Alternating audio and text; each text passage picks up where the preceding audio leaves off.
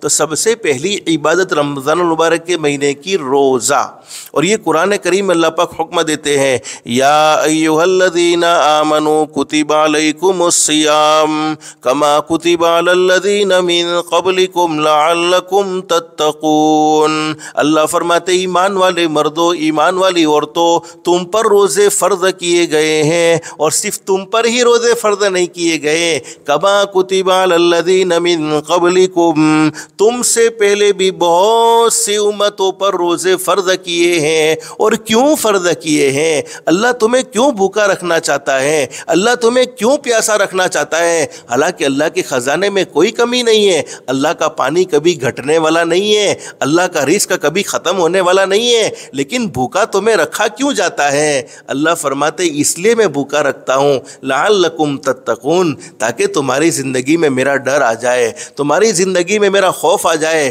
تم مجھ سے ڈرنے والے بن جاؤ۔ 11 مہینے تم نے غفلت میں زندگی گزاری ہوتی ہے، رمضان کے مہینے میں اپنے نفس پر کنٹرول کرو، مجھ سے ڈرو گے تو اللہ فرماتے انعام یہ ہوگا، جو اللہ رب العالمین سے ڈرتا ہے تمام کی تمام مخلوق اس سے ڈرتی ہے، جو اللہ سے نہیں ڈرتا ہے پھر اسے پوری دنیا سے ڈرنا پڑتا ہے۔ اللہ سے ڈرنے والے سے پوری دنیا ڈرتی ہے، اور جو اللہ سے نہیں ڈرتا ہے اسے پوری دنیا سے ڈرنا پڑتا ہے۔ بس اللہ سے دل سے دعا کر لو، اللہ ہم سب کو اللہ کا خوف نصیب فرمائے، اللہ کا ڈر نصیب فرمائے۔ اب سوال یہ ہوتا ہے کہ روزے کتنے رکھنے ہیں؟ تو اللہ قرآن کریم میں اپنے بندوں سے اور بندیوں سے بڑی زبردست محبت ہے، ایمان والے بندے۔ علماء جانتے ہیں جب اللہ پاک قرآن کریم میں کہے یا ایھا الذین آمنو، اس کا ایک ترجمہ یہ ہو سکتا ہے اے میرے پیارے بندو، اے میری پیاری بندیوں، اس لیے کہ ایمان والا اللہ کا پیارا بندہ ہوتا ہے، ایمان والی اللہ کی پیاری بندی ہوتی ہیں، اور یہ ایمان والوں کی وجہ ہی سے تو دنیا کا وجود باقی ہے۔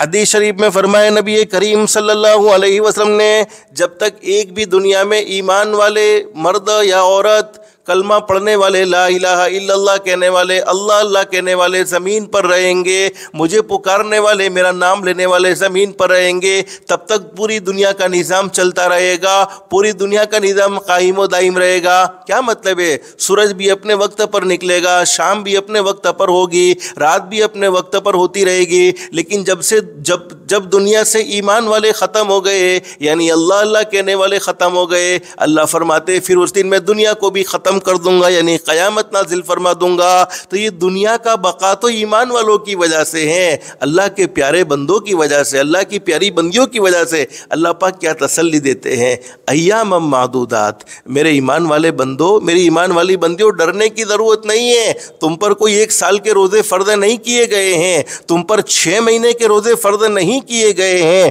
تم پر 3 مہینے کے روزے فرض نہیں کیے گئے ہیں، بلکہ کچھ چند گنے چنے دنوں کے روزے فرض کیے ہیں۔ ماں بہن دوسری اسلامی تاریخ ہمیں یاد نہیں رہتی، لیکن رمضان کی تاریخ یاد رہتی ہے۔ آج پہلا روزہ، دوسرا روزہ، تیسرا روزہ۔ چھوٹے چھوٹے بچوں کو بھی ہم پوچھیں گے جو بڑی سمجھداری والے ہوتے ہیں، جن کو اللہ نے تھوڑی سمجھ دے رکھی ہوتی ہے، ان کو بھی معلوم ہوتا ہے کہ آج رمضان کا کون سا روزہ ہے، آج رمضان المبارک کے مہینے کی کون سی تاریخ ہوتی ہے۔ تو اس سے کیا معلوم ہوتا ہے کہ جو چیز گنی جاتی ہے وہ زیادہ نہیں ہوتی ہے، بلکہ وہ کم مقدار کی 29 دن کے روزے یا 30 دن کے روزے۔ اور آگے قرآن کریم میں اللہ رب العالمین فرماتے ہیں، لیکن سن لو ماں بہنیں، حدیث شریف میں حضرت نبی کریم صلی اللہ علیہ وسلم نے ارشاد فرمایا، روزہ میرے لیے ہے اور میں خود اس کا بدلہ دوں گا۔ ایک حدیث میں ہمارے نبی نے فرمایا، سن لو میرے صحابہ کرام، نماز پڑھو گے جنت ملے گی، حج کرو گے جنت ملے گی، زکوٰۃ ادا کرو گے جنت ملے گی، عمرہ کرو گے جنت ملے گی،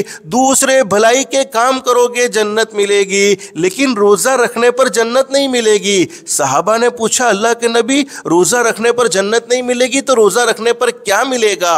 ہمارے نبی حضرت محمد رسول اللہ صلی اللہ علیہ وسلم نے اپنی سچی زبان مبارک سے یہ بات بیان فرمائی ہے، روزہ رکھنے پر تو خود اللہ مل جائے گا۔ جنت ملے تو 1 ملے، 2 ملے، 3 ملے، 4 ملے، اللہ ملا، دنیا بھی مل گئی، آخرت بھی مل گئی۔ ایک حدیث میں فرمایا نبی کریم صلی اللہ علیہ وسلم نے، اللہ رب العالمین جس قوم کو تباہ و برباد کر دینے کا، جس قوم کو ہلاک کر دینے دینے کا فیصلہ کرتے ہیں سب سے پہلے وہ قوم رمضان المبارک کے مہینے کے روزے رکھنا چھوڑ دیتی ہیں۔ ایک حدیث میں فرمایا نبی کریم صلی اللہ علیہ وسلم نے میرے کسی امتی نے رمضان المبارک کا ایک روزہ بغیر کسی شرعی عذر کے، کوئی مجبوری نہیں تھی، کوئی تکلیف نہیں تھی، کوئی پریشانی نہیں تھی، بغیر کسی شرعی عذر کے، بغیر کسی شرعی پریشانی کے رمضان المبارک کا ایک روزہ چھوڑ دیا۔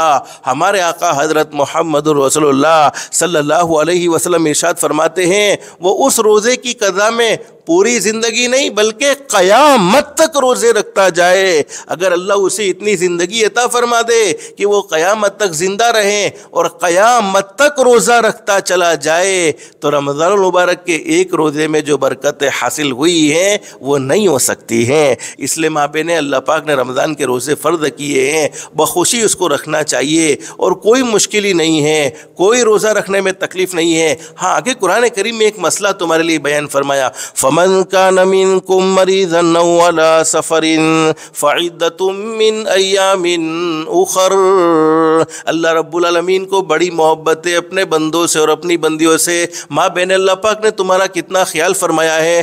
وہ دن جس میں نمازیں معاف ہو جاتی ہیں، جیسے ٹائمنگ پیریڈ حیض کے ایام میں جن میں نمازیں معاف ہو جاتی ہیں، ان دنوں میں بھی روزہ نہیں رکھنا ہے۔ روزے بھی اللہ کی طرف سے معاف کر دیے جاتے ہیں۔ ہاں مسئلہ یہ ہے کہ نمازوں کی قضا نہیں ہوتی ہے، اس لیے کہ نمازوں کا یاد رکھنا بڑا مشکل مسئلہ تھا، تو اللہ نے تم پر کتنی آسانیاں فرما دی کہ میری بندیوں تمہاری شرعی مجبوری ہیں، ان میں تمہاری نمازیں چلی جاتی ہیں تو نمازوں کی تم قضا نہیں کرو گی، اس لیے کہ اس کا یاد رکھنا بڑا مشکل ہوتا ہے۔ لیکن روزوں کا یاد رکھنا بڑا مشکل نہیں ہوتا ہے، بلکہ روزے آسانی کے ساتھ یاد رہ سکتے ہیں۔ تو رمضان المبارک کا مہینہ چلے جانے کے بعد ٹائمنگ کے ایام کے جو روزے چھوٹے ہوئے ہیں ان کی ضرور قضا کر لینی چاہیے۔ لیکن ایک مسئلہ یاد رکھو، بہت سی عورتوں کی سوچ یہ ہے کہ جیسے ہم نے صبح میں سحری کی، اللہ ہمارے سحری کھانے کو قبول فرمائے، اور حدیث شریف میں لکھا ہے کہ سحری کھانے والوں پر اللہ پاک اپنی رحمتیں برساتا ہے۔ حدیث شریف میں لکھا ہے کہ برکتی کھانا یہ سحری کا کھانا ہے۔ اب کسی اللہ کی بندی نے سحری کھائی، سحری کھانے کے بعد اس نے روزے کی نیت کر لی۔ اب ٹائمنگ میں ہونا یہ اللہ کی طرف سے ایک نظام ہے، حضرت آدم علیہ السلام کے زمانے سے، یعنی ماں حوا کے دور سے لے کر قیامت تک کے آنے والی عورتوں کے ساتھ یہ معاملہ اللہ کی طرف سے رہے گا، یہ اللہ ہی جانتا ہے۔ اب سحری کھا لینے کے بعد اس نے روزے کی نیت کی تو بہت سی عورتیں یہ سوچتی ہیں کہ ہم 10 بجے سے پہلے پہلے یا 9 بجے سے پہلے پہلے یا 8 بجے سے پہلے پہلے یا دوپہر کے 11-12 بجے سے پہلے پہلے ٹائمنگ میں ہو گئی ہے تو سمجھو کہ روزہ توڑ دینا ہے۔ اور اگر اس کے بعد ہوتی ہے، جیسے 12 بجے کے بعد، 1 بجے کے بعد، 2 بجے کے بعد ہوتی ہے، یا عصر کے وقت تک ہوتی ہے، یا افطاری سے 10 منٹ پہلے ٹائمنگ میں ہوتی ہے، تو روزہ پورا کر لینا ہے۔ یہ عورتوں کی سوچ، یہ غلط سوچ ہے، یہ غلط سوچ ہے۔ میں تم کو صحیح مسئلہ بتاؤں، تم نے صبح میں سحری کی نیت کر لی، روزہ رکھ لیا، سحری کر لی اور روزے رکھنے کی نیت کر لی، اب تمہیں معلوم نہیں ہے کہ تم ٹائمنگ میں ہوئی نہیں ہوئی، لیکن ٹائمنگ میں چاہے سحری کھانے کے بعد وقت ختم ہونے کے فوراً ہی بعد تم ٹائمنگ میں ہو گئی، یا افطاری سے 5 منٹ پہلے بھی تم ٹائمنگ میں ہوئی، تو اس دن کا روزہ شمار نہیں ہوگا۔